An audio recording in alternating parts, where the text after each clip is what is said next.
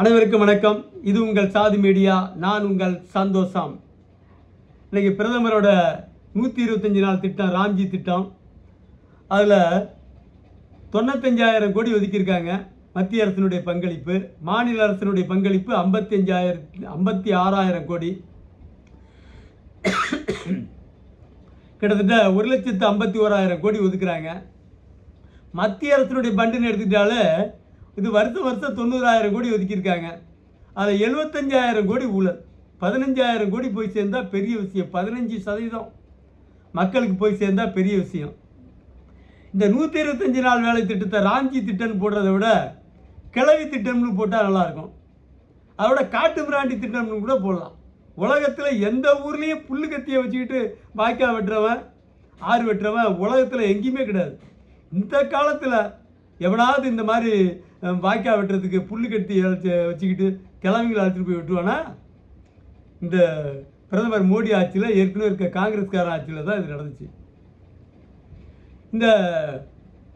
இந்த திட்டத்தை உடனடியாக ரத்து பண்ணிட்டு விவசாயிகளுக்கு 2,000 ரூபா 3 டியூ கொடுக்குற மாதிரி இவங்களுக்கு 12 டியூ 2,000 ரூபா, அல்லது 4ஆக பிரித்து 6,000 ரூபா விகிதம் 24,000 ரூபா இப்படி மோடி அவர்கள் கொடுக்க முயற்சி பண்ணணும்.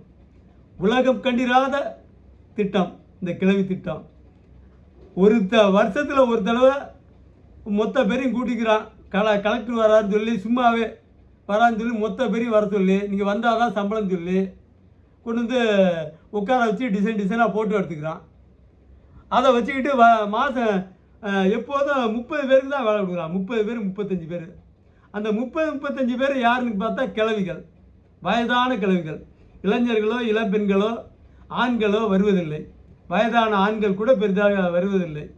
இந்த கிழவிகளை மட்டுமே வச்சுக்கிட்டு 125 நாள் வேலை திட்டம். இதில் இன்னொரு கொடுமை என்னென்னா, ஒரு ஊராட்சியினுடைய ஒரு பகுதியில் இருக்க பெண்களை இன்னொரு பகுதிக்கு ஒரு 3 கிலோமீட்டர் 4 கிலோமீட்டருக்கு வயல்வெளியில் இழுத்துட்டு போகிறான்.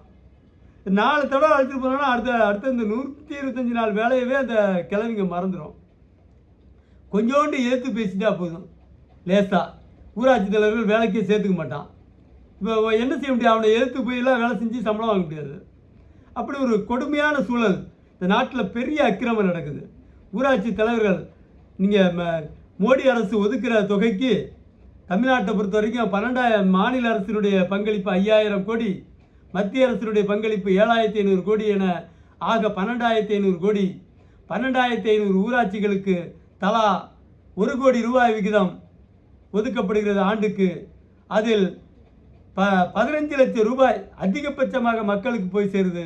85 லட்சம் ரூபாய் ஊழல். இந்த டிஜிட்டல் அது அத்தனையும் நோ யூஸ், எல்லாத்தையும் டேக்காக கொடுத்துருவான். அதிகாரிங்க அழகாக பங்கு பிரிச்சுக்கிறான். டெல்லி வரைக்கும், டெல்லியிலேருந்து வருகிற டெல்லியினுடைய அதிகாரிகள், ஆடிட்டர்களுக்கெல்லாம் பட்டுவாடா நடக்குது.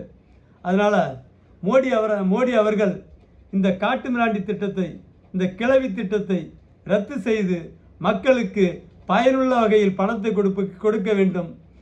கிளவிகளை கொண்டு போய் புல்லு கத்தியை கொடுத்து ஆறுகளையும் குளங்களையும் வெட்டுகிறோம் என்று வேடிக்கை காட்டுவதை நிறுத்திவிட்டு பொக்லின் உள்ளிட்ட ஆறுகளை வெட்ட மிகப்பெரிய இயந்திரங்களையும், சிறிய ரக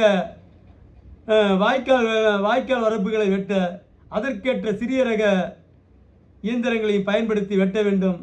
உலகின் கேலிக்கூத்தான ஒரு திட்டமான இந்த 125 நாள் வேலை திட்டத்தை, ஊழலின் மிகப்பெரிய ஊழல் திட்டமான 125 நாள் ஊழல் திட்டத்தை உடனடியாக ஒழிக்க வேண்டும்.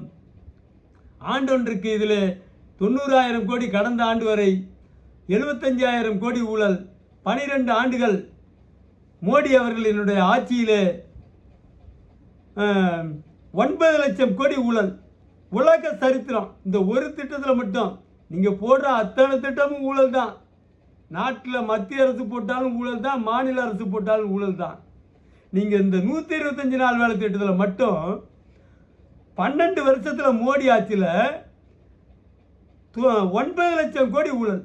மத்திய அரசினுடைய பண்டில் மட்டும், மாநில அரசினுடைய பண்டு தனி, அது ஒரு 3 லட்சம் கோடியாவது வரும் என்று சொல்லி இந்த ஊழலை தடுக்க கடும் சட்டத்தை மத்திய அரசு இயற்ற வேண்டும்.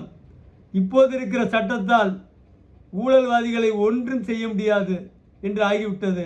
குறைந்தபட்ச தண்டனையாக 20 ஆண்டுகளாவது ஊழல் செய்வோருக்கு, லஞ்சம் வாங்குவோருக்கு தண்டனை விதிக்க மத்திய அரசு ஆவணம் செய்ய வேண்டும் என்று கேட்டு முடிக்கிறேன்.